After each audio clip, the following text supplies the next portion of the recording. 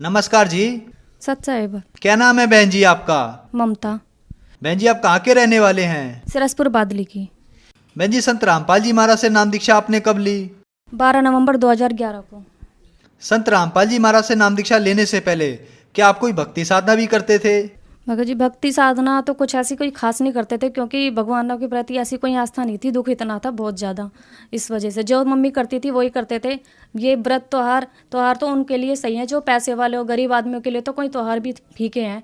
कोई हम ऐसा कोई खास त्योहार या व्रत मैंने नहीं किया कभी। हम इतने दुखी थे, हमारे पापा शराब पीते थे और कभी कभी तो मारपीट भी करते थे मम्मी से। और कभी हमारी ऐसी कंडीशन थी, कभी कभी हम भगत जी भूखे भी सो जाते थे, रोटी भी नहीं होती थी हमारे पास टाइम से। ऐसी सिचुएशन थी हमारी। उस भक्ति साधना से हमें सर कोई लाभ नहीं मिला। बहन जी फिर आपको संत रामपाल जी महाराज के बारे में जानकारी कहाँ से मिली? भगत जी मेरी मम्मी ने नाम ले रखा था पहले, तो उसी से पता लगा हमें। तो हमने गुरुजी का सत्संग टीवी पे देखा था। संत रामपाल जी महाराज हमें ज्ञान बता रहे थे किताबों में से पढ़ पढ़ के, तो उसी को पढ़ के और फिर हमारी समझ में आया कि हाँ ये सही ज्ञान है और ये शास्त्रों के अनुसार है। तभी हमने संत रामपाल जी महाराज से मैंने दीक्षा ग्रहण करी। बहन जी हमने सुना है कि संत रामपाल जी महाराज से नाम दीक्षा लेने के बाद श्रद्धालु को बहुत सारे लाभ प्राप्त होते हैं, तो क्या आपको भी लाभ प्राप्त हुए संत रामपाल जी महाराज से नाम दीक्षा लेने के बाद? सर जी बहुत से लाभ प्राप्त हुए हमें। मेरे पापा दारू शराब बहुत ज़्यादा पीते थे, तो इस वजह से हम ज़्यादा परेशान थे। हमारी आर्थिक स्थिति इतनी ख़राब थी बहुत ज़्यादा, कभी कभी हम भूखे भी सो जाते थे। हमारे घर में आटा नहीं होता था खाने के लिए। 4 सितंबर 2011 की रात भगत जी ऐसा हुआ, मेरे पापा ने इतनी ज़्यादा ड्रिंक कर ली थी, बहुत ज़्यादा। वो नाली में गिरते हुए आ रहे थे और हमारे घर पे गली वाले बच्चे आके बता रहे थे, आंटी अंकल वहाँ पे शराब पी के पड़े हैं, वहाँ से उठा के ले आओ। तो मेरी मम्मी ने कहा कि मैं नहीं लेके आऊँगी, अपने आप आएंगे। जैसे तैसे गिरते पड़ते मेरे पापा घर तक आ गए। उसके बाद हम देख के अपनी कंडीशन को देख के बहुत रोए, बहुत ज़्यादा। मेरी छोटी वाली बहन को तो हार्ट अटैक भी आने वाला था, पर परमात्मा की दया से सब संभल गए। 5 सितंबर 2011 की सुबह 10 बजे के टाइम एक आदमी हमारे घर के आसपास घूम रहा था, तो वो हमारे घर के आगे आके खड़ा हो गया। एक तो कंडीशन ऐसी थी और दुख भी इतना ज़्यादा हो रहा था कि मतलब ऐसा सीन देख लिया हमने रात को। तो वो सुबह आया और मेरी मम्मी से कह रहा कि आपके जो भगत जी हैं ना, वो आपके जो हस्बैंड है वो ज़्यादा पी लेते हैं। तो मेरी मम्मी ने गुस्से में आके बोला कि मतलब आपके पैसों से पिए क्या उन्होंने दारू? तो कहने लगे नहीं मेरे पैसों से तो नहीं पी, लेकिन ये सही बात नहीं है। और उस आदमी को हम जानते भी नहीं थे। वो तो संत रामपाल जी महाराज जी ही आए थे उस आदमी के रूप में। तो उन्होंने बोला कि आपने तो चाय की भी नहीं पूछी। तो सर हमने चाय बना के दे दी, तो एक बार तो उन्होंने चाय पी ली और वो बात करते रहे। पापा को भी बाहर बिठा लिया, तो पापा से उन्होंने सारी बात हंगवाई कि तुमने बताओ होटल पर रोटी खाई थी कि नहीं खाई थी? तो पापा ने बोला कि हाँ। और जब हमने पूछा था रात को, तो उन्होंने कहा कि नहीं मैंने रोटी नहीं खाई है, मैं भूखा हूँ। तो रात को फिर पापा के लिए खाना भी बनाया था रात को, पर पापा ने वो खाना खाया नहीं। फिर सुबह बताने लगे, फिर वो सारी बात मतलब जैसे जैसे वो पूछ रहा था आदमी, तो उसी टाइप से पापा बताने लगे।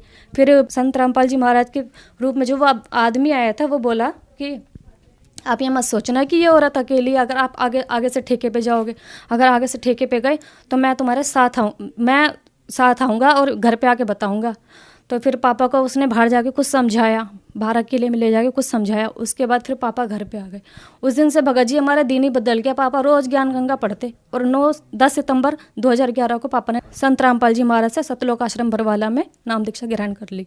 फिर पापा ने शराब छोड़ दी। संत रामपाल जी महाराज की शरण में जब सतलोक आश्रम बरवाला गए, तो संत रामपाल जी महाराज ने आशीर्वाद देते हुए कहा कि अब आप ठेके पर मत जाना। ताज्जुब की बात है कि मतलब कि मेरे पापा को और गुरुजी बोल रहे, संत रामपाल जी महाराज बोल रहे कि ठेके पर मत जाना भगत जी। जब पापा ने घर पे आके बताया तो हमारे रोम रोम खड़े हो गए थे। उस टाइम मैंने नाम नहीं लिया था, मैंने 12 नवंबर 2011 को नाम लिया। तो उस दिन से हमें लगा कि हाँ परमात्मा है और हमारे दिन बदल जाएंगे। उस दिन के बाद फिर 12 नवंबर 2011 को मैंने भी संत रामपाल जी महाराज की शरण ग्रहण करी सतलोक आश्रम बरवाला में। सर भक्ति करते करते हम एक दिन कहीं जा रहे थे, तो रास्ते में बस में मेरा एक्सीडेंट हो गया, मेरे और मेरी सिस्टर का। बस पलट गई और एक्सीडेंट हो गया। तो एक्सीडेंट में सर मेरा ये जो कूल्हा है ना, ये फ्रैक्चर हो गया था। और ये सांपले की बात है, सांपला से सीधे PGI रोहतक एम्बुलेंस में हमें ले जाया गया। एम्बुलेंस में ले जाने के बाद हालत इतनी ख़राब थी कि मेरा सारा हाथ ये ख़राब था, इसमें कांच घुसे पड़े थे। ये हाथ में यहाँ पे टाँके आए हुए हैं और इतनी ज़्यादा कंडीशन ख़राब थी, सांस जल्दी जल्दी चल रही थी। ऐसा लग रहा था कि आज शायद दम टूट ही जाएगा। इतना भयानक मंजर उस टाइम हमने देखा था। उसके बाद कोई आदमी पीछे से हम अपनी गाड़ी में डाल के और कुछ और आदमियों को डाल के एम्बुलेंस में ले गए। उसके बाद पीजीआई रोहतक में ले गए, उन्होंने हमारा ट्रीटमेंट करा और मेरा एक्सरा करा। उन्होंने कहा कि ये तो इसका तो फ्रैक्चर है, ये तो पता नहीं कब ठीक होगी। और ये सुन के मतलब डॉक्टर आपस में बात कर रहे थे, तो ये सुन के मतलब मैं रो पड़ी कि भगवान ये क्या हो गया, हम कैसे। एक तो मेरी मम्मी, हम तो इतने परेशान हैं, मतलब हमारी कंडीशन थोड़ी ऐसी थी उस टाइम भी, पर उसके बाद संत रामपाल जी महाराज ने ऐसी दया करी कि ट्रीटमेंट करके उन्होंने मेरे को घर भेज दिया। घर भेजने के बाद अगले दिन फिर मेरी मम्मी जब सेटिस्फाई नहीं हुई कि पीजीआई रोहतक में पता नहीं डॉक्टर ने कैसे देखा होगा, तो फिर मुझे राम मनोहर लोहिया में ले गए दिल्ली में। तो वहाँ डॉक्टरों ने देखा, तो डॉक्टरों ने कहा कि भाई इसको, तो उन्होंने भी एक्सरा करा और यहाँ पे थोड़ा ट्रीटमेंट करा। मेरे यहाँ पे कांच घुस रहे थे हाथ में, वो कांच वाँच निकाल के उसके बाद उन्होंने ट्रीटमेंट दे के मुझे घर भेज दिया कि 3 हफ्ते बाद आना। 3 हफ्ते होने वाले थे, तो सर मैं इतनी परेशान हो गई थी। एक दिन मैं खुद ही उठ के बेड पे बैठ गई, मैं कहा जो होगा देखा जाएगा, परमात्मा करेंगे। संत रामपाल जी महाराज की नाम लेके मैं उठ गई। एक दिन तो उठ गई सर, तो मैं उठ के मेरे को इतनी ज़ोर से चक्कर आए और चक्कर आके मैं गिरने वाली थी। मेरे पापा ने पकड़ लिया मुझे और उठा के फिर बेड पे लिटा दिया। फिर अगले दिन फिर मैंने ये ऐसी कोशिश करी कि मैं खुद ही उठूँगी। तो 3 हफ्ते पूरे भी नहीं हुए थे, मैं खुद ही उठ के और हॉस्पिटल खुद चल कर गई थी।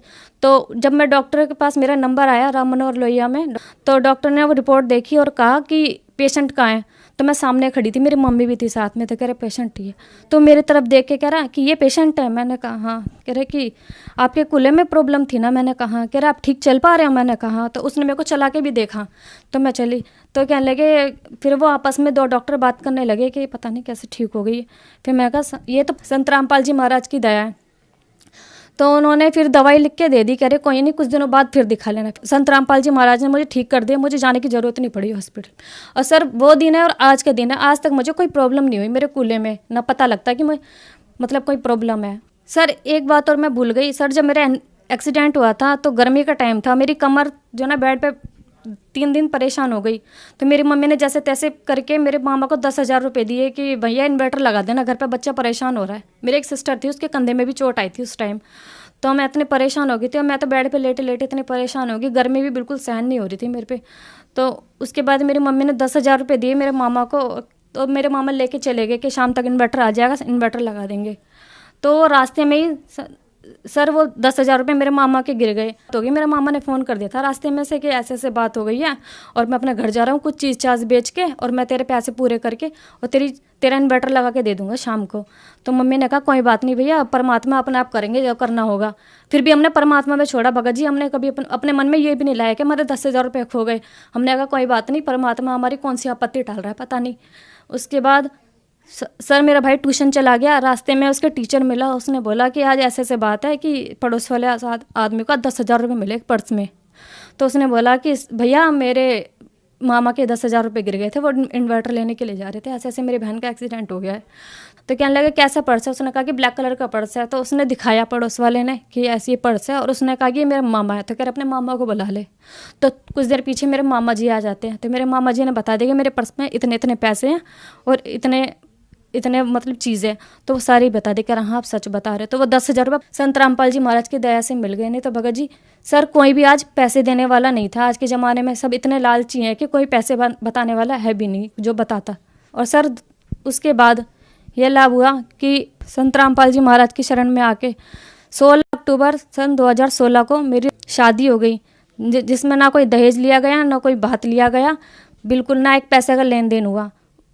उसके बाद में सर मेरे भगत जी मेरे हस्बैंड उनके पेट में दर्द हो गया, तो डॉक्टरों को दिखाया तो उन्होंने अपेंडिक्स की प्रॉब्लम बताई और बोला कि ऑपरेशन होगा।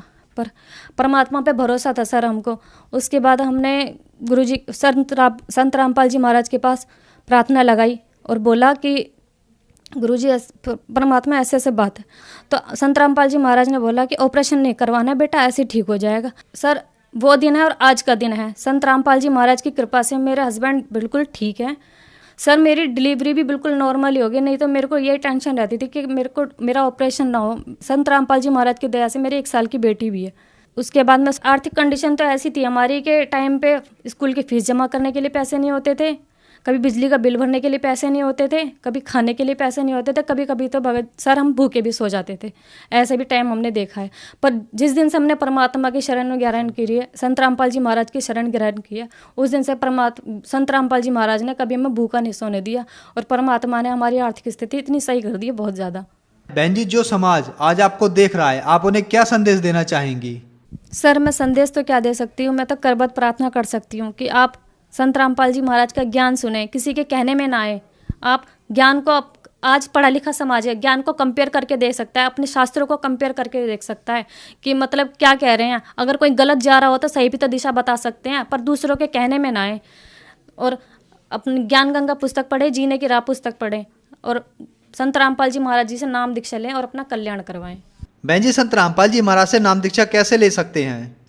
सर संत रामपाल जी महाराज जी से नाम दीक्षा चैनल पे सत्संग आता है, उस चैनल पे नीचे पट्टी आती है, उस पे नंबर आते हैं, आप उस नंबर पे संपर्क करें, पता लग जाएगा आपको कि कैसे नाम दीक्षा ली जाएगी और अपना नाम दीक्षा लेके अपना कल्याण करवाएं। धन्यवाद बहन जी। सत साहिब।